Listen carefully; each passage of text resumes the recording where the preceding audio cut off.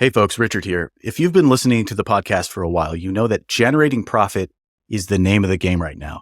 But doing that reliably is hard, and knowing how to actually grow profitably is even harder. That's where CTC's Profit System comes in. It's our growth strategy service specifically designed for e-commerce brands generating between $10 and $100 million in revenue this year. We've built the world's best system for planning and executing profitable growth, and we want to implement it for your brand. Here's what it'll do for you. First, it'll clarify your brand's biggest strengths and weaknesses. Second, it'll provide you a daily marketing calendar, a 2-year forecast, a channel-specific media plan. Third, it'll give you daily performance expectations across 35 key metrics, all of which ladder up to the only thing that matters, which is profit. And finally, the system will give you a team to execute against your plan every single day. The Profit System is the only way to get total clarity on what your business needs and the execution it requires in order to grow in an environment where the bottom line is everything. Visit us at commonthreadco.com and click the Hire Us button to start the conversation. All right, on with the show. Hey folks, welcome to the e-commerce playbook podcast. I'm your host, Richard Gaffin, Director of Digital Product Strategy here at Common Thread Collective. Now joining me from the brand new CTC podcasting studio with, well, the audio is kind of locked in. I don't know about the lighting, but Mr. Taylor Holiday, CEO here. Taylor, what's going on, man?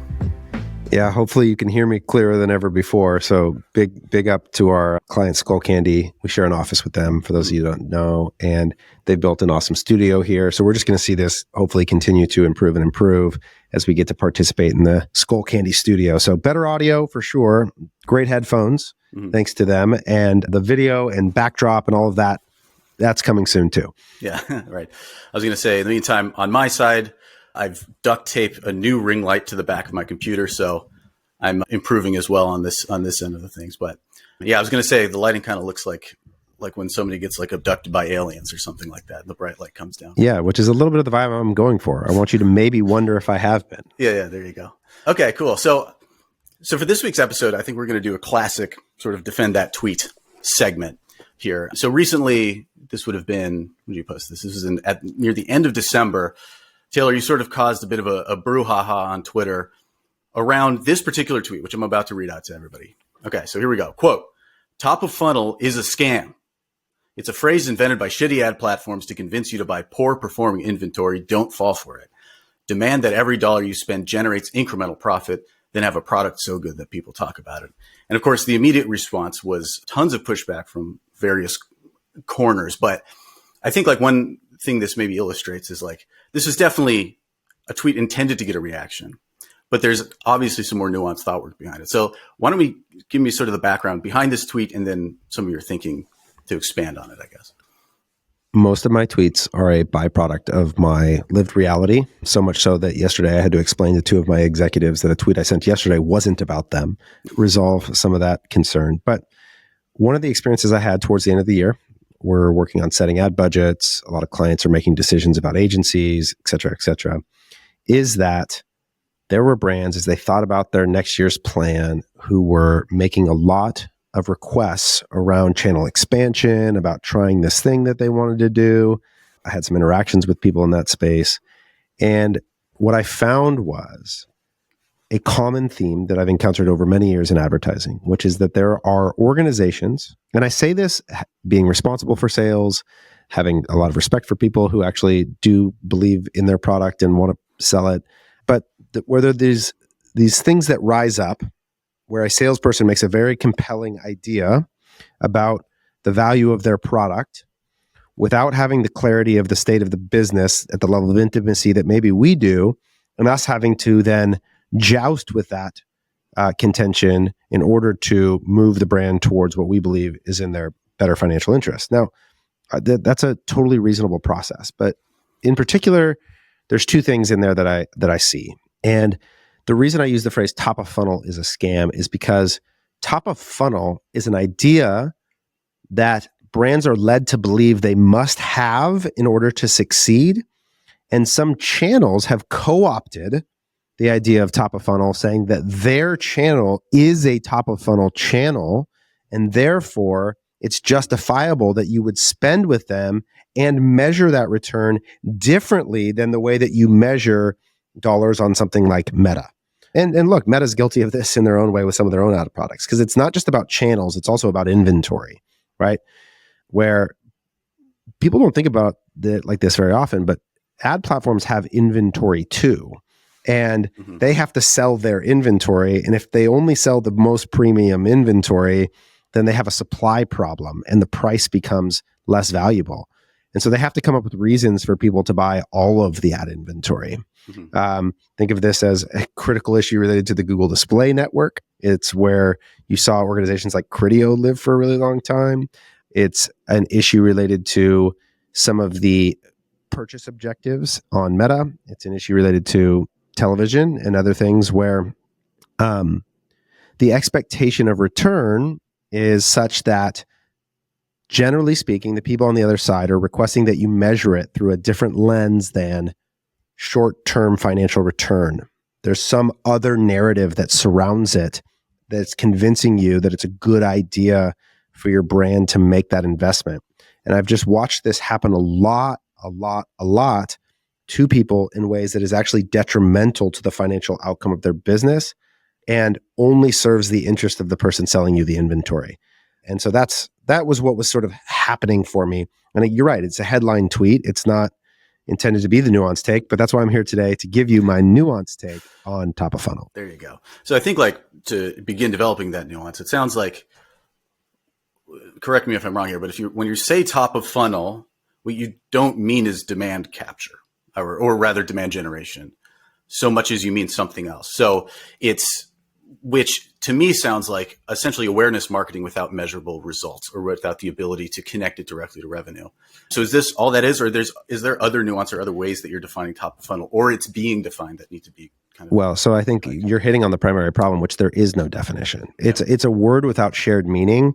And when there's ambiguity like that, it creates a lot of room for grifters to grift, because they can assign your positive meaning to their poor outcome.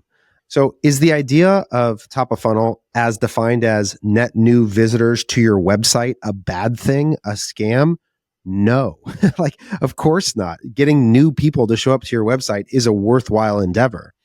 But the idea that the requirement of getting new people to your website is that you do so unprofitably, and that's the only way in which you can get new people to visit your website, is a lie and is untrue, and is where the idea of top of funnel often gets co-opted by people and used in a malicious manner, in my experience. And so I think one of the problems is we just have to define what we mean. And I think Connor from Ridge and I have had this conversation both in private and then a little bit on the podcast. And I like the measure that percent new visitors or new visits, that the ad platform is generating net new visitors to your website, would be an objective way to assess top of funnel that I would be on board with, and if we could unify it. But what you'll watch is, like, I put out this tweet the other day about Kalo doing banner ads in a CrossFit gym, and people started telling me, "Oh, see, Taylor, you like top of funnel." And I was like, "Wait a second, do you know if those people are customers of Kalo? If they've ever been to the website?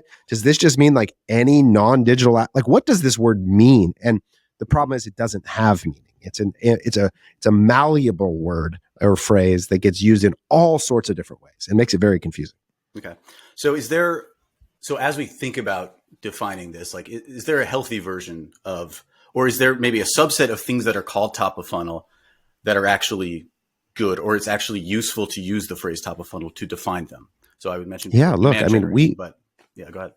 Yeah, we are rigorous about ensuring that our ad dollars are driving new visits and new customers to the website. So much so that we're working hard to exclude all existing customers from seeing your advertising, which a banner hanging in a CrossFit gym could never do. But we are hard excluding all existing customers. In many cases, we're still excluding website visitors, although that's less frequent now because it's harder to do from an iOS perspective. And we are trying our best to ensure that we are reaching net new people all the time, that we are spreading the message further, that rolling reach over time increases, that your market penetration grows, that more and more people are encountering your brand. Now, the idea that, like, the frequency at which you want to expand that, or the rate at which you want to expand that, versus the amount of time that you want to spend saturating the same group of people, I think is a worthwhile debate. And I probably tend to lean more towards give me more ads to in-market people than give me ads to non-in-market people with the hope of turning them in market. But again, a lot of that has to do with the next topic I'd like to talk about, which is the financial state of most of the e-commerce businesses that we're talking to today, and how that informs how I think about speaking in public. Okay. Well, so let's shift to that. So let's talk about, so I guess like it sounds, or maybe what I'm connecting it to is the financial state of most of the brands that are, let's say, falling for these. They're not in a position to actually make use of them in the way that a brand that's in a much, much bigger tier would be. Is that kind of, am I on the right track? Well, now we're moving towards, I think, a conversation about specific media platforms, because that gets lumped into top of funnel too. Sure. Because people will say things like TV is top of funnel, which again, this is just like an insane idea to me. I don't understand how any channel could be anything other than an audience you select to distribute it to. Like, right. There's no reason TV can be more top of funnel than Meta can be top of funnel, than Instagram can be top of funnel, than direct mail. It's just about the customer that you select to serve the ad to. And in fact, many of these ad platforms like billboards or TV that people love to call top of the funnel have no capacity to actually isolate the delivery of their ad unit to net new people right. in the way that you can digitally. So it's like, this is where this gets really confusing. And I don't think people actually have a good grounding in the language. But let's just talk about TV, because I think this is an example of a really popular thing that people will call top of funnel. And in some cases, what people will reference is like, oh, my percent new visit from TV is higher than from Meta. Well, on a percentage basis, okay, now there's all sorts of like identity resolution issues there that may occur, but let's assume that that's even true. Percentage new is different than total new. But again, let's even go out on a limb and say TV is driving more net new customers or net new site visits than everybody else. The problem with it, and why I am so staunchly advocating for people to be very cautious about their decision to spend money on television, is that the value capture is latent. Okay. Mm-hmm. And the metaphor I want us to think about with this is personal financial investing. If anybody was given the opportunity to buy a cash flowing real estate asset that over the next 3 years was going to pay you back a 12% cash on cash return, but for the next 9 months was going to be cash flow negative, there's only a certain profile of person who could afford to make that investment and for whom that would be a good investment. Whether or not it is objectively a good return relative to the market opportunities, the sequence of how the cash comes back to you is critical, that you can pay your mortgage next month while making that investment. Mm-hmm. And TV is a privileged advertising channel in the sense that, and Jeremiah from No, who I debate all the time about this, and I think we're moving towards common ground on the belief, has done some great data work about how some channels have more latent value capture, meaning customers report having first seen the brand in that ad channel later in some channels than others, and TV is one of those latent value capture channels, is an investment that will not pay back in short windows, but does have the potential to pay back in long windows, which again, doesn't make it a good or bad channel for most people.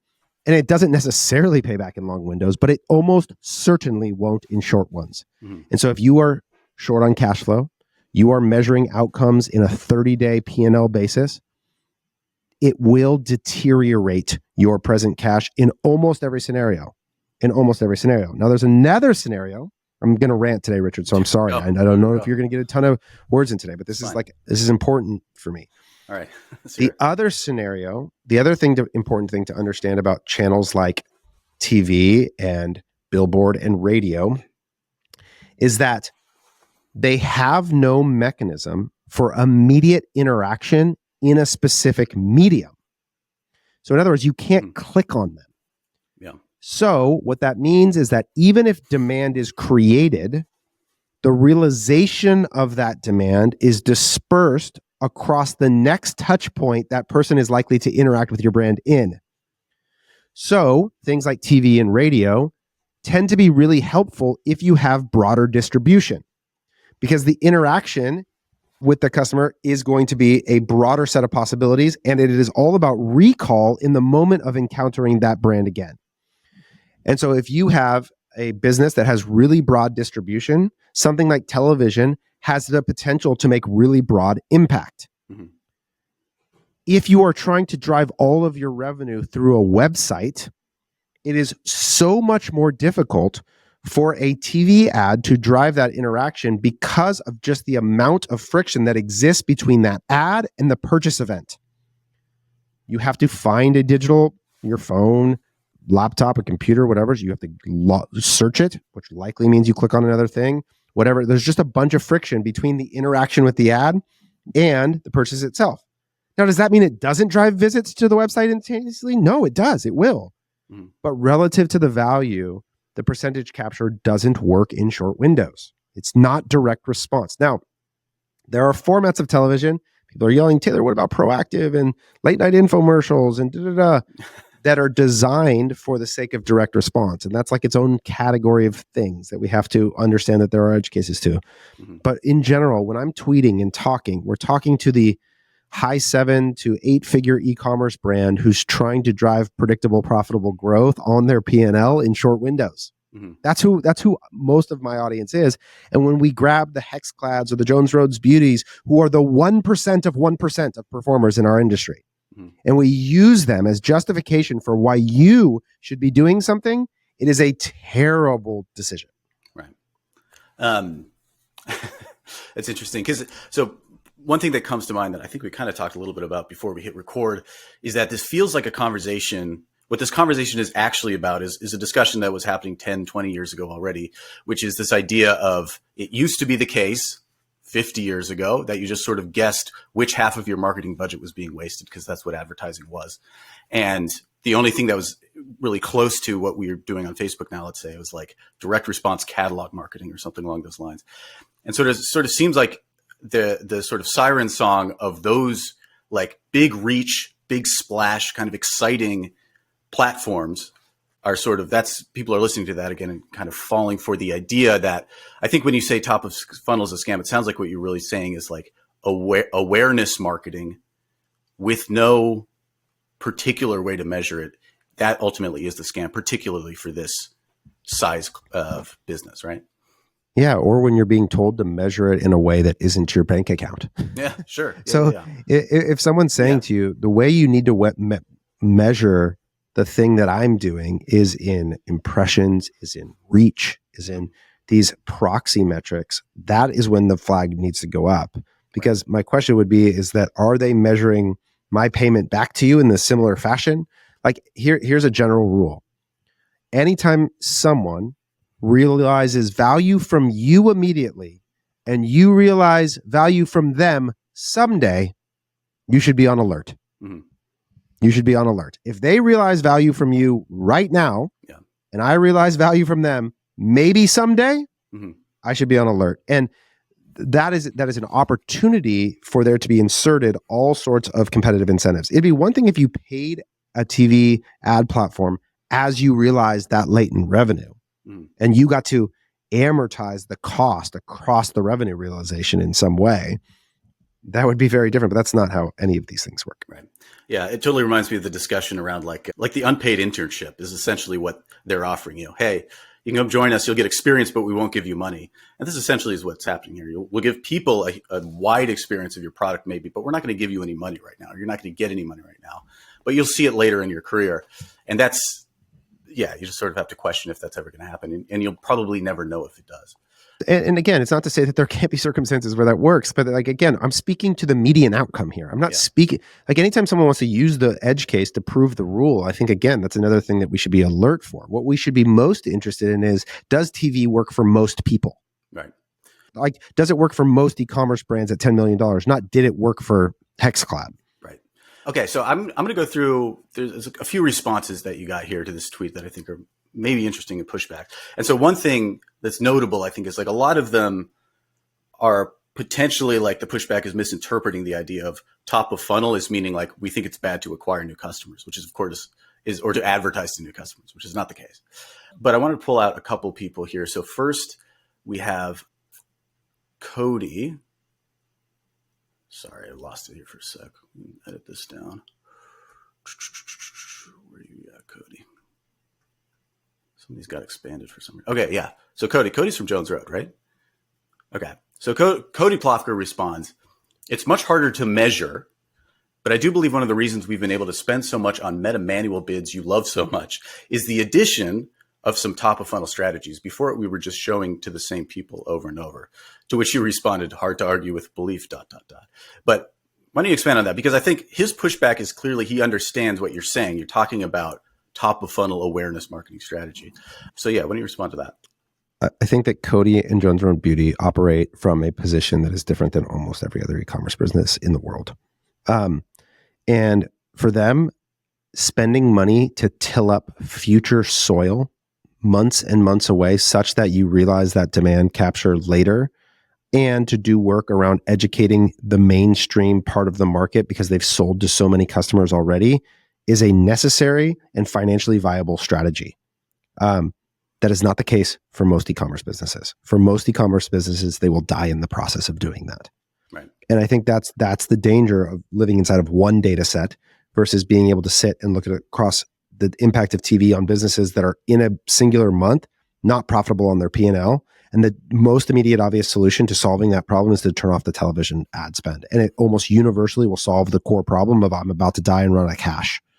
And so the thing about it is like Meta is the best top of funnel ad platform in the world. If you want to reach net new customers and do it profitably, you do it on Meta. There is no, like, I put out a tweet recently, or like following this debate saying, is Meta top of funnel? Yes, no, or it depends. 37% said yes, 15% said no, 37% said it depends. Okay. The idea that you can't reach net new customers on a platform of 2 billion people is insanity. It's literally insanity. I can't begin to fathom a place where you have more potential to reach new people and to do it in a way that you can directly measure its ability to provide a financially accretive return for you. And most brands, again, not Jones Road Beauty, I actually think Cody is right in his expansion, should be very careful about the way that they spend their dollars and ensure that it's generating a profit in a window they can afford. I put out another tweet following this. And again, I love getting to explain nuance that I said, I think there are 3 circumstances in which you should expand channels and be testing new strategies like this. One is you have creative in some unique form that meets that medium uniquely. I saw an ad the other day for Apple Watch that was a billboard where the ski lift was a giant finger and it like dragged by the billboard and swiped the digital billboard and changed it. It was this really cool interactive outdoor billboard that got a bunch of press. You can't deliver that idea in a different medium. It's a unique creative delivery in a way that has high potential value in return. Cool. Do it. Go for it. The second is when you expand distribution. When you go into retail, wholesale, and marketplace and other places where you have expanded demand capture, particularly in the physical world. It is true, and I have seen the studies, and I believe in the research that I've seen, that conversion optimized meta ads are not as impactful at driving retail sell-through as other ad formats. Great. When you get to retail, expand to those formats. Consider broader distribution. Think about geo holdout of different studies. Like, great, go for it. And then the third reason that you should expand channels and try more top of funnel is when you have saved the money to make a financial investment in a future payback that you are okay if it goes to zero. It's the same reason if somebody asked me, when should you buy NFTs? The same time. When you can make an investment in a long-term asset that might go to zero. When should you buy real estate? You should buy real estate when you can make an investment that has the potential to go to zero and you don't starve to death in the process, right? And so as a business, one of the things I was talking about this with Dave from Baby Earth, the most recent episode, saying that I think that brands should treat their own financial savings like a personal finance, again, where they have a savings account where they're saving up to make an investment in something new and novel from an advertising and marketing standpoint. But they do so because that money has a low likelihood of return. You don't know. The error bars on the outcome prediction is really wide if you've never tried it before. And so you need to have a foundation of profitable growth on which you can build and take riskier bets. And so that's the sequence of this decision making to make marketing investments in new ideas. Gotcha. So let me clarify then. So it's if all three of those characteristics need to be in place before it makes sense to expand, or just one of the three? I think one of the three. I mean, I think when all three are present, then absolutely. I think the third one probably is a necessity. You need to have the financial wherewithal to make investments in channels that pay back slower. Like that's just cash flow management. The other ones I think are more opportunities that could be realized on a one-off basis. Yeah, I was going to talk about ask about the creative one, just because that example was from Apple. But like, what's a version of an e-commerce business that's at whatever 10 to 100 million or whatever, making a creative decision or having a creative idea that's strong enough to actually justify the spend against that platform? I think that there's examples in our industry. Dr. Squatch, I think, is one that gets referenced a lot, where there was a creative idea to develop a character and video and asset that lent itself to 16:9 long form YouTube or television style advertising. And that asset was great for that medium in a way that did help them generate incremental revenue immediately. It is unlikely to exist in your asset library right now, but somebody had inspiration or experience, or maybe it was just a wild idea to go after something in that way. So that's one that comes to mind. I could spend some time thinking about, are there other brands that have done really cool sort of PR stunts that were smaller? A classic example is that Airbnb in the early days made those like Obama O's and passed them out at an event that drove a bunch of attention. Like there's these ways in which these PR based stunts can create attention at an arbitrage where you're getting more awareness at a price that actually does pay back relative to the effort that you put into it, because it doesn't have to be expensive. Mm-hmm. Yeah. And I was thinking too, like, as you're saying it, like that's such a high threshold too, like to have a creative idea that's so innovative and transformative that you can take a risk on a new medium is so rare. And like the likelihood that you actually have one of those sitting around is incredibly slim. Totally. It is it's incredibly the edge case, which is why, like, I think all the scenarios in which making big investment in top of funnel should be the edge case, right? Like, and it is like, this is the other thing is like, don't feel pressure that people are spending a bunch of money in all these channels. Go look at any channel breakdown where someone's showing you media mix that has visibility into a large data set, like a Veros or a Northbeam or whatever. The mix is 70% Meta, 25% Google, and the rest is just split up amongst everything else. Mm-hmm. And that's the reality for the bulk of the industry. And there's a reason why. The money flows to value. It just does. Like that's what happens. Right. Okay, so let's talk then about we discussed this a little bit, I think, in our very first episode of the year when we talked about our 5 predictions for 2024. But why do you think, or maybe articulate why people are tempted by this? I think that's an important thing to talk about. Like, why is this so attractive? And what can people watch out for in terms of like things going on in their own psyche to make this type of decision? Same reason that the lottery is attractive, and the same reason that gambling in Vegas is attractive, and the same reason that people think that they are one magic ad away from making all the money on Meta is because it has happened. And when it does, the reward is really great usually. And those stories get perpetuated and told a lot. Whereas like everybody in the world has heard of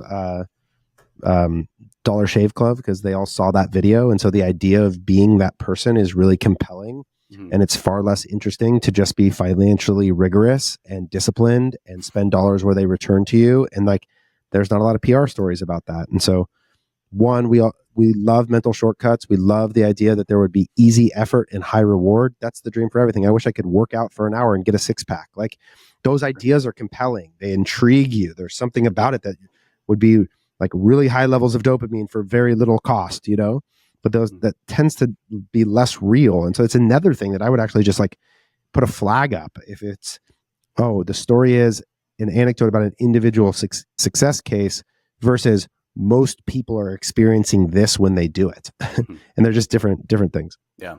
Well, you bringing up the ad thing. So you actually posted just today this thread about the secretary problem. And we could probably get a whole episode out of this as well. But just to summarize for people, the idea here is that this idea that people have that the next ad, or they need to create a brand new ad that is going to win or beat the field in terms of like average performance over the past, X number of years. Right. And your point that you're making in this particular thread is that new ads are highly unlikely to outperform existing ads. And so it's sort of a similar scenario where your ability to come up with something brand new that's going to beat something that's worked in the past is also relatively slim compared to something else or the past ad working well. So yeah, it's this probabilistic thinking is hard. Our brains don't do that well. Mine doesn't. It's not a you problem. It's a me problem too. It's just we don't understand the idea that if I have made 2,400 ads, like if you look at the Bamboo Earth graph, I redid this by spend because I think Bamboo, doing it by contribution margin was a little misleading because Bamboo tries to drive all their ads to break even. So in theory, break even is successful. So I went back and I reran that graph with spend on the y-axis and the mean volume of spend per ad. What do you think it is? So Bamboo Earth, since in the last 4 years, has created 2,600 ads. Okay, what do you think the average spend per ad is? I'm going to say Price is Right style, a couple $100, maybe less. Okay, it's $2,400. Okay, is the average spend per ad over all those years. What do you think the single best ad has spent? Oh man, let's say 5 figures at least. $670,000. Okay. So the best ad is 300 times the mean in that scenario. And I bet this is the case for a lot of brands where there's some product that, if you just think about like the normal distribution of anything, if you do something 2,000 times, one of the results is going to be an extreme outlier to the rest of the results just on a mathematical, unless you're flipping a coin, right? If there are potentially many outcomes and you try many times, you will get a really wide variety of results. And the problem is that ad, $622,000 spent, the next best ad was $300,000 spent. So it was 2 times as good as the second best ad ever. And that's 1 out of 2,400. Let's do some quick math real fast on my fancy calculator here. 1 divided by 2,400 is 0.0004% of ads spend $600,000. And so if I enter into the process of developing creative with the goal of beating that ad, I am playing a game that is as likely as winning the lottery or as likely as being struck by lightning or whatever extreme metaphor you want to use. The point is it's not going to happen or it's incredibly unlikely to happen. And yet, so often brands are frustrated by the fact that I've got this ad in my ad account and I just can't beat it. Why can't you, new agency, beat this old ad that I made when I was the founder and da-da-da-da? Well, it's because it's the outlier ad. It's one of the best. It may be the best ad you ever make and no one will ever beat it. And that should not be the goal at all. The goal should be to produce above average results consistently in a way that produces profit. And if you can do that, then it should work. And the way you create the circumstances where average ads work is you improve your margin, you improve your organic demand, you improve your LTV, you design better offers. All of that allows for average results to create positive outcomes. Yeah. So, I mean, obviously, like it's clear the way that connects back to this idea of expanding into new platforms, which is almost this concept already even larger. Like not only are we trying to beat our ads, we're trying to make a brand new type of ad on a new ad platform altogether. And again, like that's, yeah. And one difference there is like in the world of ad creative, you need to keep making ads. You need to keep trying. Whereas in this, it's like maybe eventually you need to try this, but right now is probably not the right choice or the right time for you to make the switch.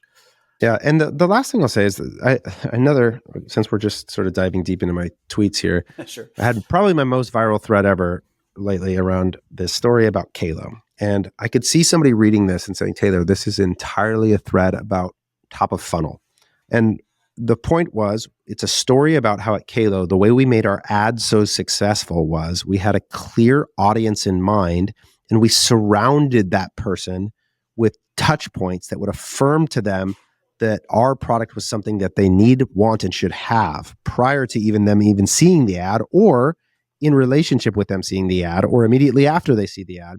And it was because we had a clear understanding that we had a customer, CrossFit, married, engaged CrossFitters. We knew where they existed physically and digitally, and we put inferences in front of them. And I use this clip from the movie Focus with Will Smith, where there's an episode where he uses priming, which is a technique that a lot of like mentalists use, which is like they show you a number a bunch of times subconsciously and then ask you to guess a number, and they've primed you to say something without realizing it. And advertising is sort of the same thing, which is like we're going to prime you to do that as well. by showing you the product a bunch of times subconsciously. And then when you see it, it's like closing a mental loop. It's like, oh, aha, there it is. So all of that though is done on the part of your P&L that I would put as like an operational expense, which is marketing. Now, the idea that I think that the only marketing you should do is Facebook ads, I just want to dispel entirely. I don't think that at all. And in fact, I think there is absolute merit to so many different kinds of marketing. But when you do go to spend ad dollars, they should be accountable to driving a profitable return. I just want to alter the circumstance, the context in which those ads are served by having influencers and being at physical events and participating in, retail that matters to that event. That's how you create the most effective ads. Gotcha. So maybe to wrap it up, we can talk a little bit about what are the ad platforms to avoid? Like what are the ones that we want to mark? So TV, obviously. Like what else is like, would you warn people against, The way I would think about it is the likelihood of success for e-commerce brands by platform in a short period of time. Yeah. And it just goes like Meta, Google, TikTok, everything else is sort of like irrelevant in that sense. You could lump Pinterest, Snapchat, television, YouTube into a similar set of circumstances in which there are success stories. You can win, but most don't in a short period of time. So treat each of them constantly. And again, if you want to try to be the outlier, great.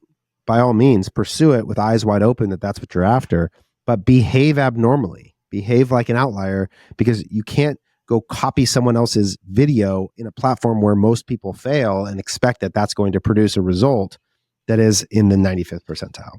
Awesome. Cool. Anything else you want to hit? Anything else to make sure that the rant is fully off of your chest? No, I think in this moment, I keep saying this moment, it is January of 2024. And I just have talked to so many brands that are running out of money, where bankruptcies are happening. And I think we should be cautious about understanding that not everybody's in that circumstance. And those big brands that are hyper successful, you should be making long-term investments. Like, go listen to the episode where I talked to Mike Beckham about return on invested capital and how to think about that as an effort of what you do with your money. Like, television is something that fits into that bucket. It's a balance sheet investment with a long-term payback in my mind. But if you're a business and you have debt that you're servicing such that you have to produce cash flow, you're running out of money, you're in some financial distress, like, you aren't going to solve it with top of funnel advertising, no matter what any salesperson tells you. Awesome. All right, cool. Well, I think that'll wrap it up for us this week. And thank you all for listening, and we will see you next week.